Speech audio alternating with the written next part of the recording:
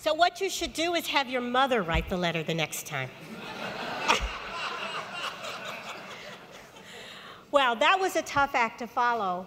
And I have to tell you that in the instructions for getting ready for this event, they said you should be prepared to open with a compelling story.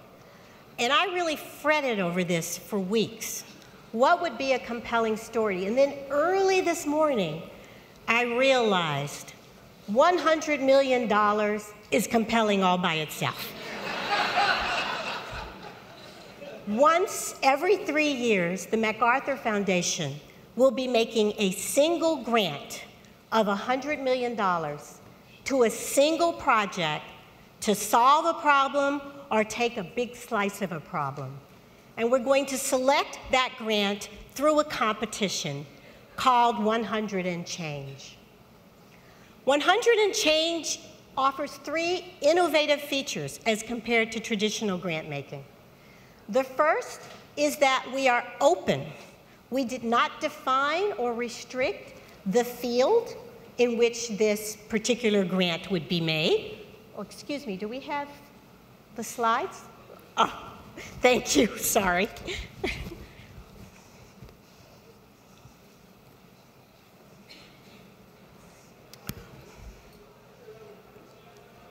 We did not define the particular grant or field in which the grant would be made.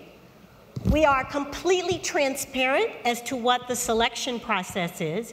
If you go to our website, you can see the application, you can see all the rules, you can play with our rubric, and you can see the faces of all of the judges. And the third is that we are planning to share all of the ideas that we've received with the rest of the community and the rest of the world. To do this, to pick our $100 grantee, $100 million grantee, we knew we were going to need help. And we decided to convene what I've called a panel of wise heads. A group of visionaries, influential thinkers, scholars, activists, people active in the community and trying to implement public policy from a wide variety of domains. We had 400 total, and from all across the world, and from diverse communities of every kind of factor you can imagine.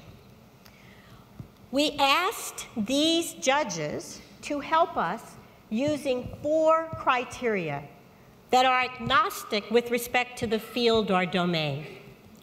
The first criteria is meaningful. We are looking for a project that's going to have a meaningful impact on people's lives, that this problem is a compelling one, and that the solution will actually be something that matters.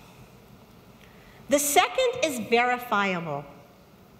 We're looking for a project where the solution has a strong body of evidence, a persuasive body of evidence that it will work once you implemented it. And we're looking for feasible.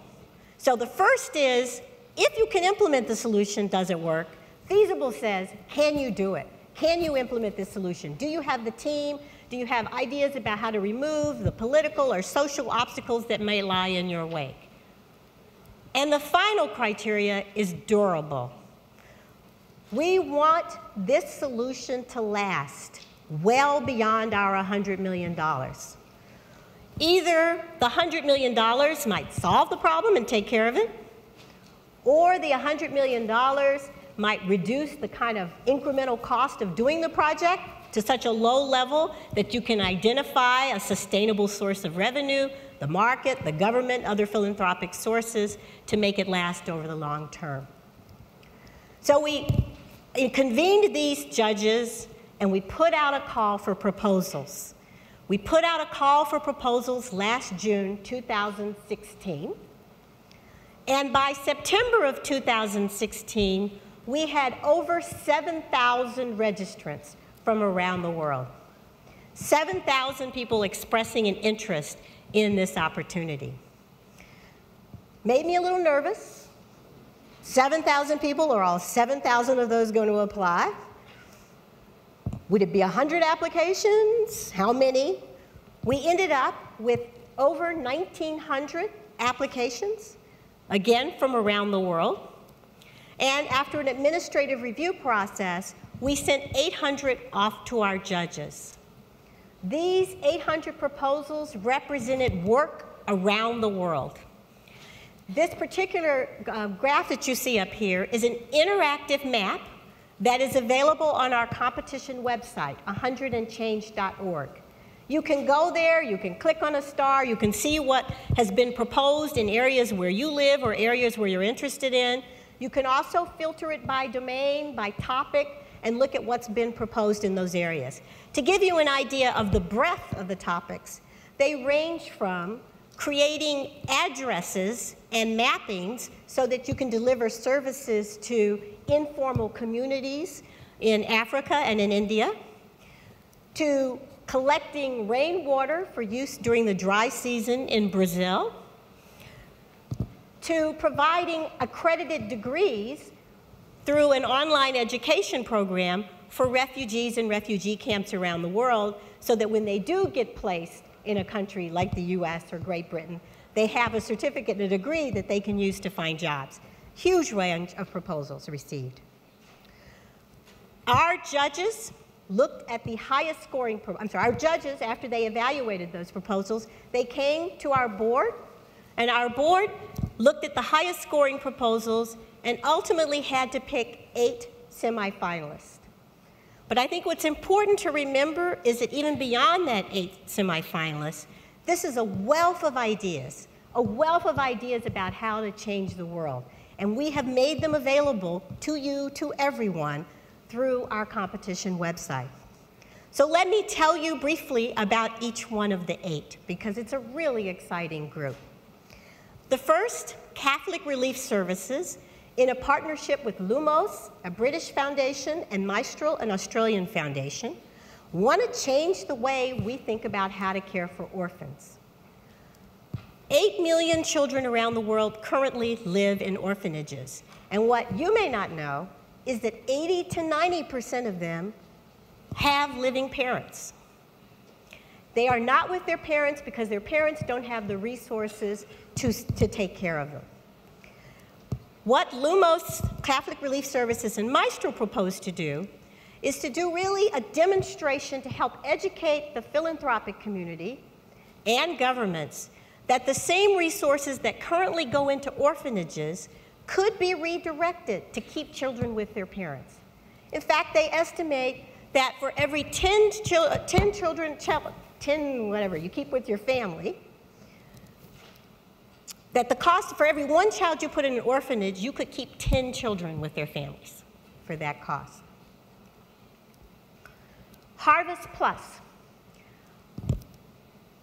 1 in 3 individuals suffers from what's called micronutrient deficiency, or hidden hunger. These are deficiencies in vitamin A that can lead to vision issues, in zinc that can lead to problems with digestive diseases, and to iron, which can lead to tiredness and anemia and so forth. And what's particularly noteworthy here is that the children who suffer from these micronutrient deficiencies are concentrated in the rural families, in the farming families who produce most of the food. Harvest Plus has an innovative approach called biofortification that relies on traditional plant breeding techniques that will add nutrients to foods in the foods that communities traditionally eat. So it doesn't require that you change your eating habits in order to benefit from this. And they have already successfully done this in a number of crops in Africa and in Latin America, and $100 million would allow them to scale this up. River blindness is a disease that affects the eyes and the skin. It's transmitted by the black fly, which it's actually caused by a parasite that the black fly gives you when you get the black fly bite. We know how to solve this problem. By some estimates, 50% of men over age 40 in West African communities are suffering from blindness because of river blindness. Think about the implications of that for a moment. Imagine that 50% of the men 40 or over in your community were unable to see. and what the implications are that for the families and the communities themselves. This is a problem we know how to fix. It requires administration of a drug that the pharmaceutical company will give away for free. It requires a network of community health workers to do the administration. And with 5 years of consistent drug administration, this disease could be eradicated in Nigeria. And that's what the Carter Center proposes to do. The Himalayan Cataract Project. The Himalayan Cataract Project has a low-cost, proven, excellent cataract surgery. Probably you're all too young to have any sense of this, but this cataract surgery costs $25. If you've done any kind of thing like that in the US, I think the bottom line price is something like $1,000 to do the same thing.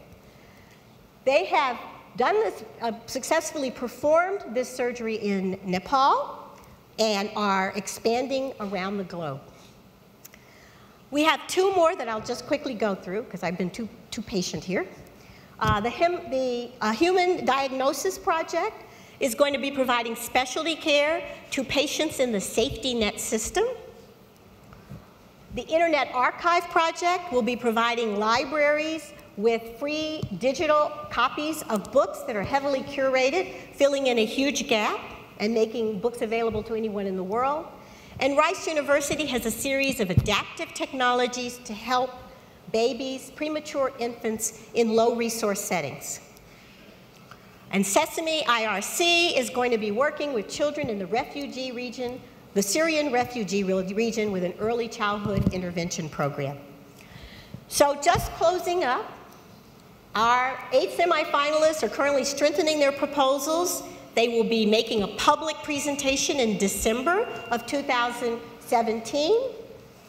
And we'll be sending out the first grant dollars in January of 2018. But beyond that, as I mentioned earlier, we are making available all of these ideas because what's really exciting about this project is the opportunity to generate conversations about solving problems. And we're hoping to inspire other philanthropists to join us. We will be starting this process over again, as I said, once every 3 years. So think about it. Keep in mind, 100 and change. Are you ready to solve a problem? Thank you.